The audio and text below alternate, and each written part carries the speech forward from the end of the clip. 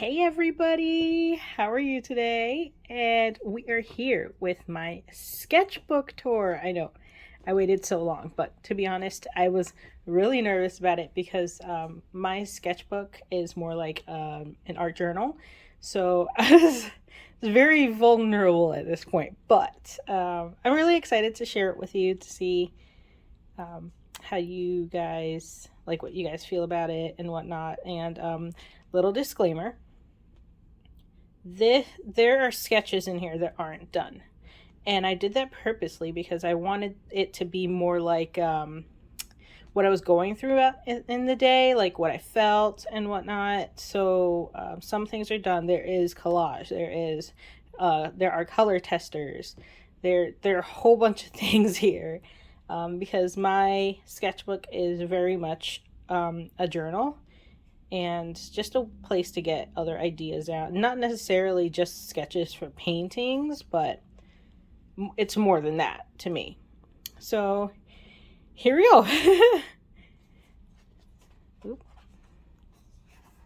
Okay, so first page. I know, like, the first page of any sketchbook, it can be kind of daunting.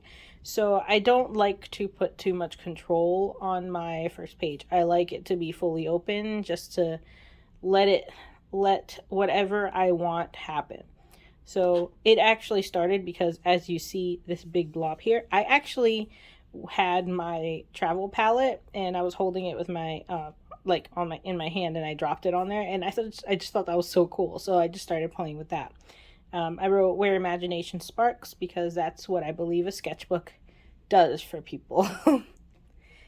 But yeah, I kind of like it, and I did do some line work here with my brush pen, so it was fun. Okay.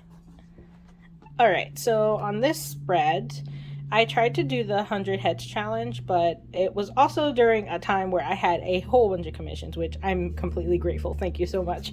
I did not get to finish. I did do a few here, and I know there's a couple other spreads around, but yeah, as you can see, I did not start in order. It was just, I tried to do them as fast as humanly possible. I gave myself like maybe 2 minutes each, not even a full amount. So like I started with one here, number two's up there. I don't know. So, and like there's a little tiny head. So yeah, but it was more about getting shadows for me than anything else. Like not likeness per se, but more just like building form with light and shadow. I did not pay attention to likeness. I did not pay attention to other particular details. I just wanted light and shadow with like different types of blending types. Like I did a little cross hatching, I did a little of the tortillon, I did like some pen work. I just tried different things. Next spread. So I painted a little mountainscape, which, believe it or not, I just threw down a little bit of ink and it left a little blob. Like I was able to move it around a little bit, and then I went over it with watercolor and created a mountain because I love mountains and I think they're cool. This was one of the very beginnings, obviously, of when I got my sketchbook. I also bought my first set of Poems About You paints. I only got 3 to try them out, and sorry, this looks so sloppy because it was 2 a.m. Obviously, I wrote it here. I absolutely love these paints. I love these paints so much. The intensity of the colors and the way they flow, fantastic. And a little hint for the future, I am actually doing a review video on these paints just because they're fantastic, and I wanted to look more into different colors and see how they all behave compared to my Daniel Smith and Turner paints. So this is going to be fun, and I'll let you know when that comes up. But I did get vermilion, indigo, Mayan green. Their indigo is it's a natural indigo, so it's futile. So, but I love the tone. I love the tone. All right, next, another mountain. I told you, I think I have an obsession with like mountains, trees, and beards. I don't know why, and flowing hair. I think it's just like you know, naturally move on their own without being controlled. And I just thought about that in my head. Anyway, yeah, I did this with some water, just plain watercolor, lots of brush making. Can you, I don't know if you can you see that? Yeah. And then on the right is a quick figure sketch in oil. I have not done figure sketching in quite some time. Sad, because it was one of my favorite things to do. And then I did it in oil, so that was a big challenge for me because I've never done them in oil. I've only done them in like watercolor ink and pencil. I think maybe acrylic at some point, but no, this is all oil, and it was really fun. And I tried to give myself another limit of time. I did record the process, and I believe I have it in my Instagram videos, like reels, or was it IGTV maybe? But yeah, you get to see the process of this, and I just kept it really loose. I did not want to have too much detail on it because it was more about motion for me than getting any details. All right, next spread. A tree, surprise. So I actually had some color. I was doing another painting, and I had these colors here, and I kind of wanted to test them out, see how they went together. So I did mix all of those colors in here. I know you can't really tell, and it's hard to, but yeah. I really like it. Okay, so this was an accident on me. As you can see that I did do that previous thing at 2 a.m. So these are the colors from Poems About You that I previously purchased. And I just decided to do a little abstract, let the colors flow, and they're just so pretty. They're so pretty together, and their behavior is fantastic. Like the different values you get just from putting down a little bit is incredible to me. I'm so excited to do this review. Okay, so color testing. I believe this is from my travel palette. I tried to do all of these different color mixtures, especially with colors that I don't use as often. Like, as you can see in my work, I don't use as many warm tones as cool tones. So for me, it's really important to do all these testers to really see what I have and what I can create. So I do make notes of the colors I mixed, and it's a really good exercise to do. You guys should try this. Okay, and this is actually a mixed media piece, starting with collage. I don't know if you can see all that texture. I love how this came out. I'm kind of upset that I put it in the sketchbook instead of completing it as a piece. But I was thinking of making prints out of this. Let me know if you're interested in that down in the comments. But I really love how it came out. I love all the movement. I love all the texture. And I love how you can still see my process, which is really important to me to show how I layer and stuff in my pieces. Okay, next spread. Oh, I have a little sketch. I called her Lillian. I was thinking of turning this into a painting, but I'm still on the fence about it. But let me know what you think, because I'm really curious. I kind of like the sketchiness of it, which is probably why I've been thinking about it, but I don't know. We'll see. Okay, so these are one of my unfinished pieces. So I went on a walk. I believe it was the first day of winter, right after fall, and there was still a little berries and some patches of grass, you know. And I think I was in upstate New York, and I just thought it was so cool. And again, you already know I have an obsession with trees. So I saw this tree. I know it's sad, it was dying, but I just thought the way, like, its form was so beautiful. So I tried to get it down really fast because it was in front of somebody's house. I didn't want them to think I was, you know, staring in the window. But yeah, this was a really fun exercise to do. And I remember that day, it was like, I felt like the change was coming. You know what I mean? So, yeah. Next spread. Oh, I have a little doodle. I did a little doodle of another tree and like a ledge, I guess. I was actually thinking of turning this into a sticker just because I like it so much. It's so weird and very me. I love the colors. I love the brush strokes. Yeah, very me. Maybe I can do the stickers with the leaves that I also did not finish. I don't know why I did this, to be honest. Maybe I was just testing out my brush, most likely.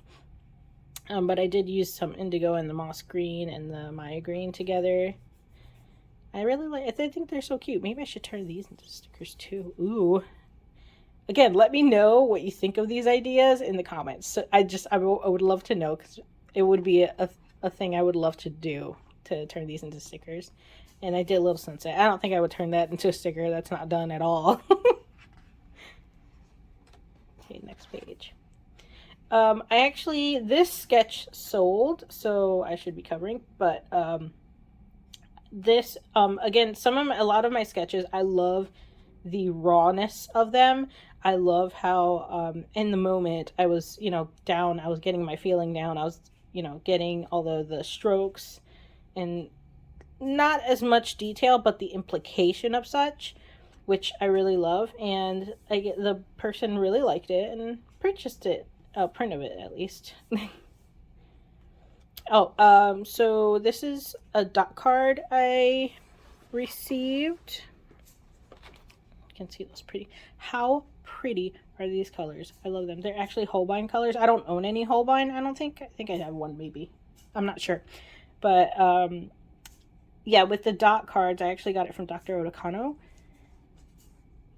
And I love to get to test out all of these colors, because I wouldn't buy them on my own, which is really cool. And being able to mix with them, especially like a few colors that I wouldn't always use, it's been really fun, and it's been really helpful for other pieces that I have produced. Here's another dot card. These are just testers of, it looks like green gold. I did number them up here so you can see like what goes where.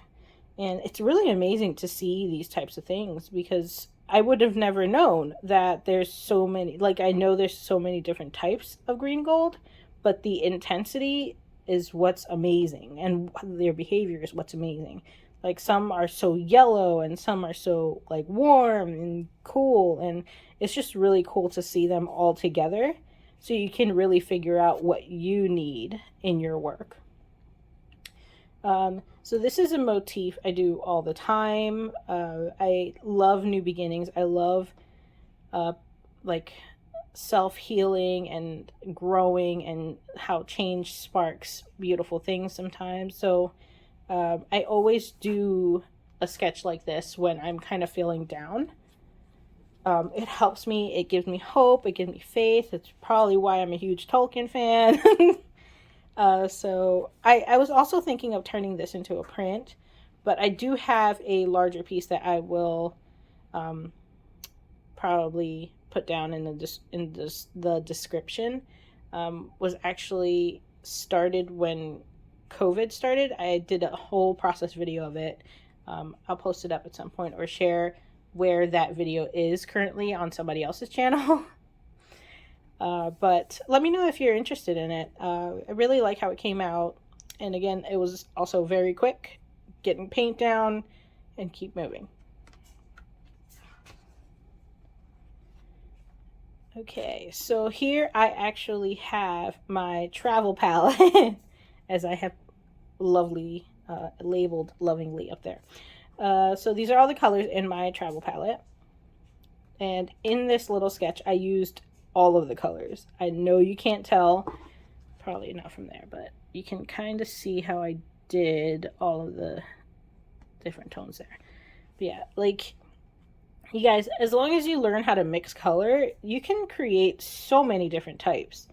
So many different types of tones, shades. It's incredible what you can do. So, I kept the washi tape on. Maybe I should take it off. Nah, I'll keep it. And then over here was another dot card of the Daniel Smith Primatech Browns. Another one from dr.oto. I actually already own some of these, to be honest. But I wanted to create like a cool abstract with them. I might make this a little bigger, but I kind of like the intensity of it being small and like wanting to burst out. So, but yeah, it was really fun. I labeled all of them. It's pretty cool. More dot cards. So again, if it weren't for these dot cards, I would never ever find certain things out. I would never try them. Like the Schmincke Tundra colors, I wouldn't try them. I would love to, and I did, but me personally, I would not. This Tundra Violet is incredible. It's actually right here.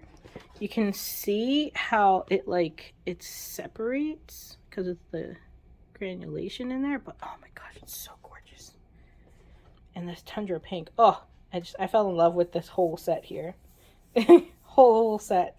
I'm gonna have to make an investment at some point. I have way too many watercolors, actually. I should probably stop, but I guess an artist could never have enough. And then, frankly, I am not a big Winsor & Newton fan, but these colors were gorgeous. And she actually put 3 gouaches in here. I don't know if these are discontinued. I'm not sure. But, oh my gosh, look how vibrant they are. Isn't that amazing? Oh, I fell in love with them when I started putting them down. Again, some colors I wouldn't normally use. Like, I wouldn't normally use this orange or this linden green or gouache in general. So it was really, really fun to test this out and see what it can do.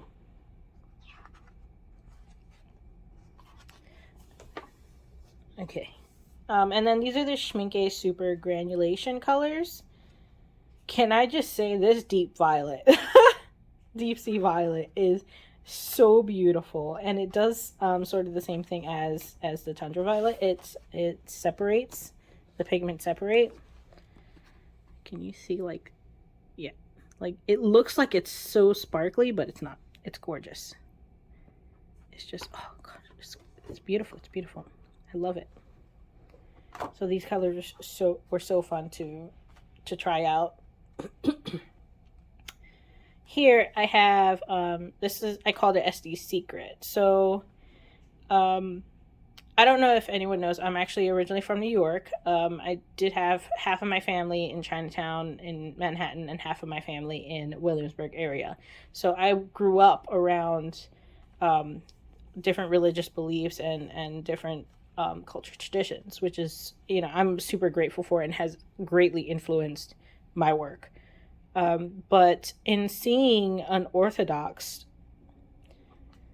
it was really hard to like be okay with how somebody else feels trapped, and it made me more grateful.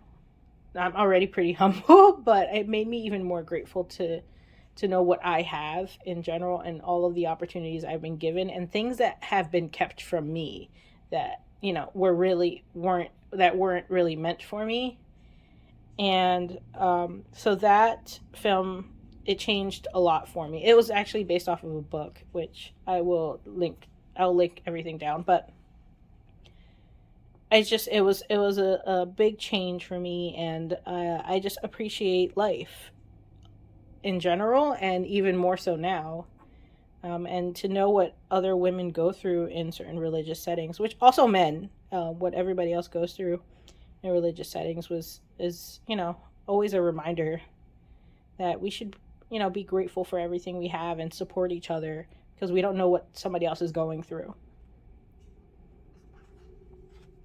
That went deep. I'm sorry.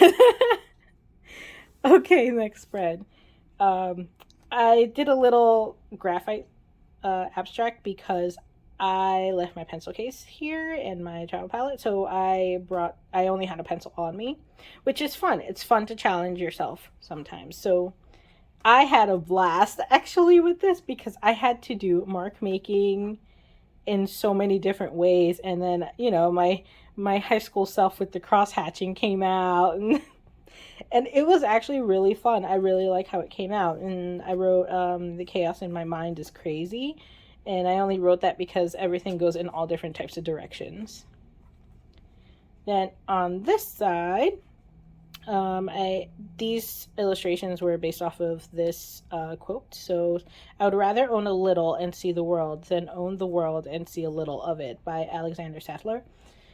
And it's something I truly, truly believe, which is it sparked my career choice that I'd rather be able to live life happily, even if there's a lot of variables, than to be in a career that I know will keep me miserable for the rest of my life.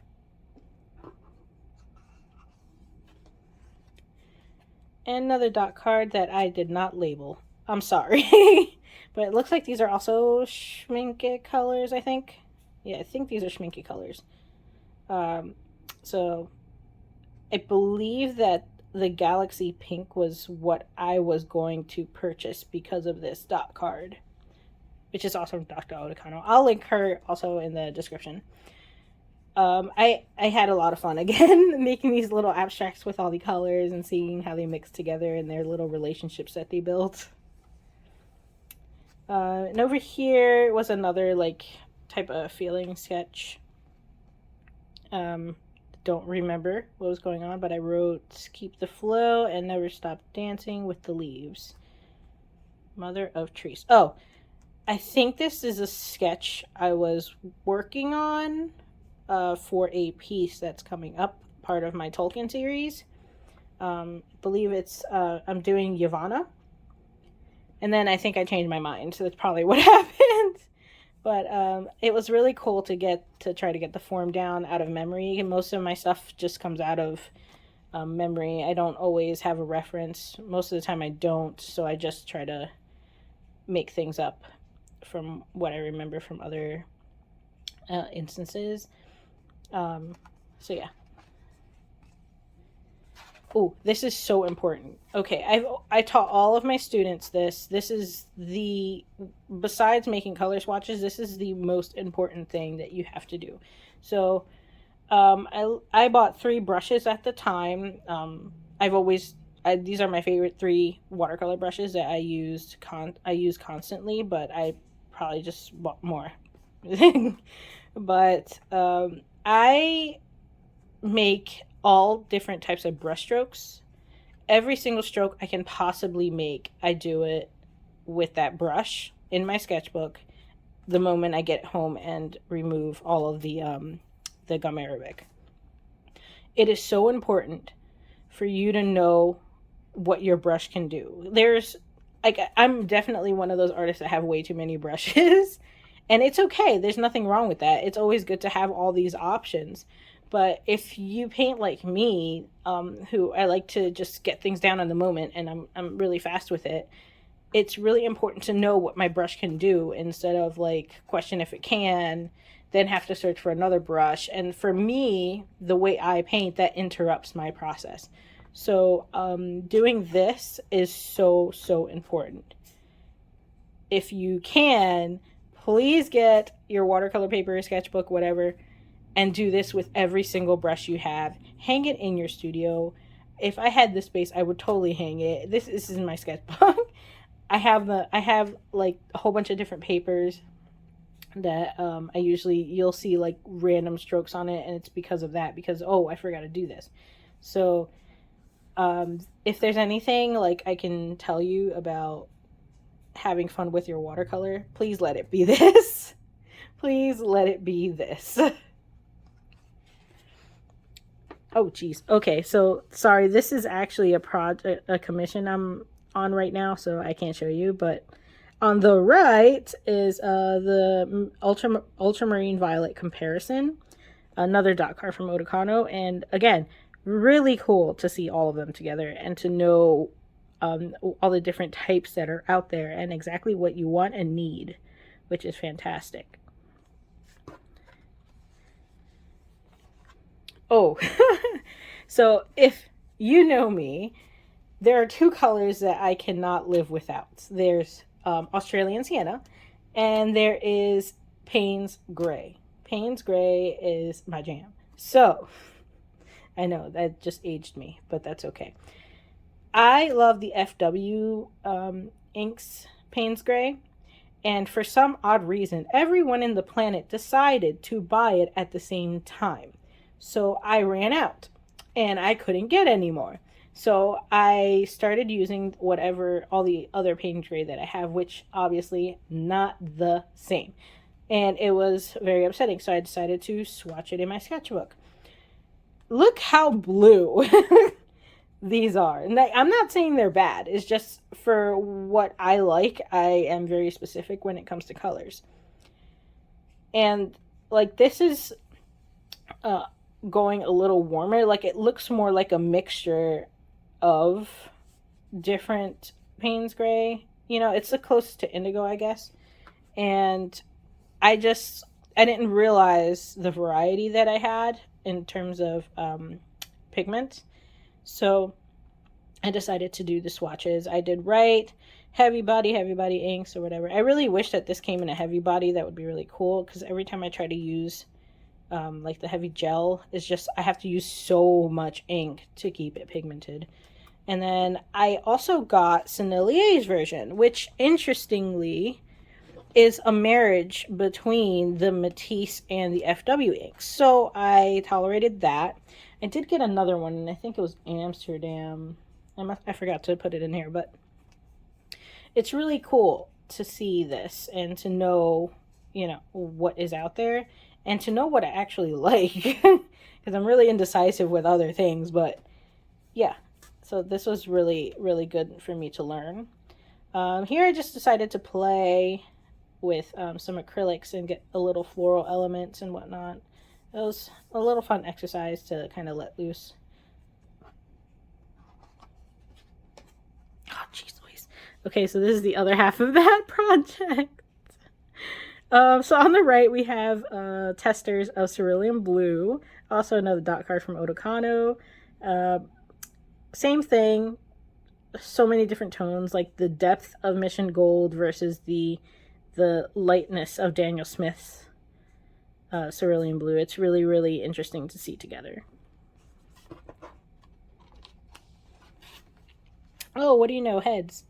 Oh, so this is probably where I left off. Yeah, so again, I tried to be quick, try to get things down and sketch. Nothing's perfect, but the point was to look at shadows, light, and see how I can understand them and portray them better in other pieces. And that face is creepy. Okay, here is another abstract I tried to do. It looks like I tried to get some like brush making in and some color. I think I needed color. So on the right was actually when I was doing my giveaways quite some time ago. I was using myself as reference with my hair flowing. I think I ended up just going with this type of with this sketch for that piece. Yeah, again, unfinished. Okay, figure drawing. So I decided to get back into it. It's been a while.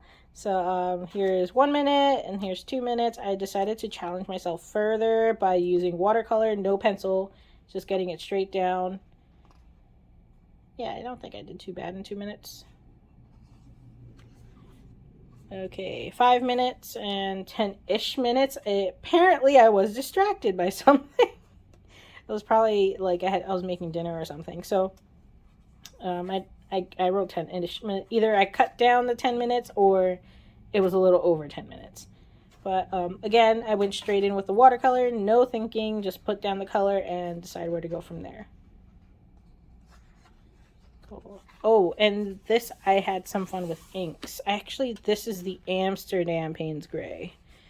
It was the closest I found to the FW. Yeah, isn't it cool? Can you see the texture? I had a lot of fun with that too. And, oh, I put modeling paste down. That's what it is. Nice. More trees. So I actually decided to use a color as the light this time instead of just leaving the paper. And so obviously I think that's something I want to try to work on from now on. But you can see how sparkly it is because I used FW Silver Moss. Gorgeous though, a gorgeous color. Oh yeah, here's the Amsterdam Payne's Gray. It's pretty, right? Yeah. Oh, figure drawing. Okay, so these are both 10 minutes. So I challenged myself to use colors that I don't normally use all the time, which is what happened here. Now, after doing this, believe it or not, I went back to my original palette and I had so much trouble. So much trouble trying to get that right. I don't know why, but I thought it was really interesting and I was thinking of making these into prints. I think that'll be fun. What do you think? I really like how they came out. So I belong to an artist collective where we host an auction every month. And one of the themes was undersea. I believe it was called Undersea. So I decided to do either an octopus or a ray. So I was doing a quick study of the stingray and trying to see how far, like what all the details I can get and whatnot. I know they're different stingrays because I was trying to decide.